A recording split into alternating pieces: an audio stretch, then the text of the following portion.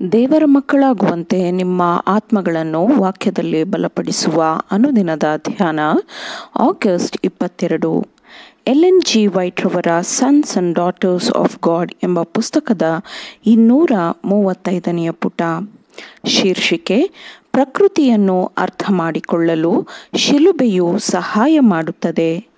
ಈ ದಿನದ ಸತ್ಯವೇದದ ವಾಕ್ಯ: ಕರ್ತನೇ, ನಿನ್ನ ಕ್ರಿಯೆಯಿಂದ ನನ್ನನ್ನು ಸಂತೋಷಪಡಿಸಿದ್ದಿ, ನಿನ್ನ ಕೈಕೆಲಸಗಳಲ್ಲಿ ನಾನು ಜಯಧ್ವನಿಗೈಯುತ್ತೇನೆ.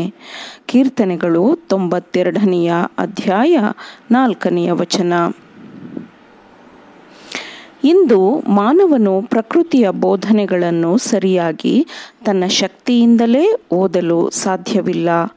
ದೈವಜ್ಞಾನವು ಮನುಷ್ಯನನ್ನು ಮಾರ್ಗದರ್ಶನ ಮಾಡಿದರೆ ಮಾತ್ರ ಮನುಷ್ಯನು ಪ್ರಕೃತಿ ಮತ್ತು ಪ್ರಕೃತಿಯ ನಿಯಮಗಳಿಗಿಂತಲೂ ಪ್ರಕೃತಿಯನ್ನು ಉಂಟುಮಾಡಿದ ದೇವರನ್ನು ಉನ್ನತೀಕರಿಸುತ್ತಾನೆ.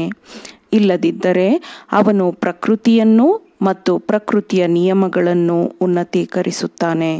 ಅದಕ್ಕಾಗಿಯೇ ವಿಜ್ಞಾನಕ್ಕೆ ಸಂಬಂಧಿಸಿದಂತೆ ಕೇವಲವಾದ ಮಾನವ ಕಲ್ಪನೆಗಳು ದೇವರ ವಾಕ್ಯದ ಬೋಧನೆಗೆ ವಿರುದ್ಧವಾಗಿರುತ್ತದೆ.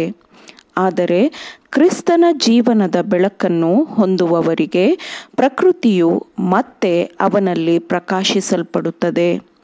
ಶಿಲುಬೆಯಿಂದ ಪ್ರಕಾಶಮಾನವಾಗಿ ಹೊಳೆಯುವ ಬೆಳಕಿನಲ್ಲಿ ನಾವು ಪ್ರಕೃತಿಯ ಬೋಧನೆಯನ್ನು ಸರಿಯಾಗಿ ಅರ್ಥ ಮಾಡಿಕೊಳ್ಳಬಹುದು.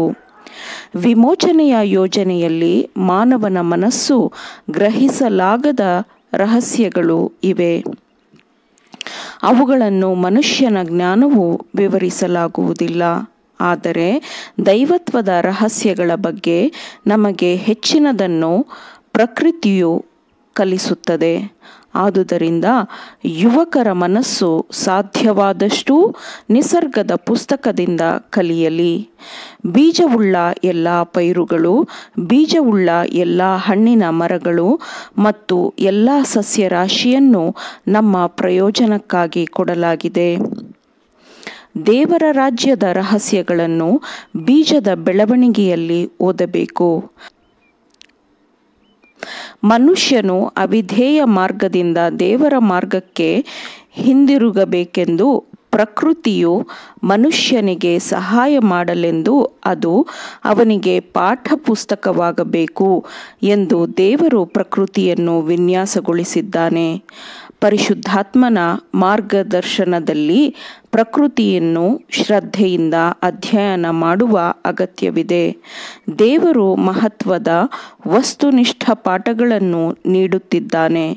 ಪ್ರಕೃತಿಯ ಅತ್ಯಂತ ಸರಳವಾದ ವಿಷಯಗಳ ಮೂಲಕ ಮಾನವರ ಮನಸ್ಸಿಗೆ ಪರಿಶುದ್ಧವಾದ ಸತ್ಯಗಳನ್ನು ತಿಳಿಸಿಕೊಡುತ್ತಿದ್ದಾನೆ. ನಮ್ಮಲ್ಲಿರುವ ಪ್ರತಿಯೊಂದು ಒಳ್ಳೆಯವುಗಳು, ಸೂರ್ಯಪ್ರಕಾಶದ ಒಂದೊಂದು ಕಿರಣ, ಮಳೆಯ ಸುರಿಯುವಿಕೆ, ಆಹಾರದ ಪ್ರತಿಯೊಂದು ತುತ್ತು, ಜೀವನದ ಪ್ರತಿಯೊಂದು ಕ್ಷಣವೂ ಪ್ರೀತಿಯ ಕೊಡುಗೆಯಾಗಿದೆ. ಸೂರ್ಯ ಚಂದ್ರ ಆತನ ಕೈಕೆಲಸವಾಗಿದೆ. ಪರಲೋಕವನ್ನು ಸೌಂದರ್ಯಗೊಳಿಸುವ ನಕ್ಷತ್ರಗಳಲ್ಲಿ ದೇವರಿಂದ ಮಾಡದ ಒಂದೇ ಒಂದು ನಕ್ಷತ್ರವೂ ಇಲ್ಲ.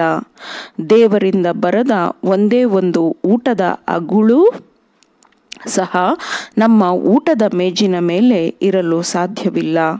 ಅವುಗಳ ಮೇಲೆ ದೇವರ ಮುದ್ರೆ ಮತ್ತು ದೇವರ ಮೇಲ್ಬರಹವು ಇರುತ್ತದೆ. ವಿವರಿಸಲಶಕ್ಯವಾದ ಒಂದೇ ಒಂದು ಕೊಡುಗೆಯಿಂದ ಮಾತ್ರ ಮನುಷ್ಯರಿಗೆ ದೊರೆಯುವ ಪ್ರತಿಯೊಂದು ಉಡುಗೊರೆಯನ್ನೂ ಹೇರಳವಾಗಿ ಕೊಡಲ್ಪಟ್ಟಿದೆ. ಆಮೇನ್. ದೇವರ ವಾಕ್ಯಗಳನ್ನು ಶ್ರದ್ಧೆಯಿಂದ ಆಲಿಸುವವರು, ಪಾಲಿಸುವವರು ಆಗಬೇಕೆಂದು ನಿಮ್ಮನ್ನು ಉತ್ತೇಜಿಸುತ್ತೇನೆ. ಪರಿಶುದ್ಧಾತ್ಮನ ಸಹಾಯದಿಂದ ಆಲಿಸಿದ ನಿಮ್ಮೆಲ್ಲರಿಗೂ ಧನ್ಯವಾದಗಳು. ಮತ್ತೆ ದೈನಂದಿನ ಧ್ಯಾನಕ್ಕಾಗಿ ನಾಳೆ ಸಂಧಿಸೋಣ. ಆಮೇನ್.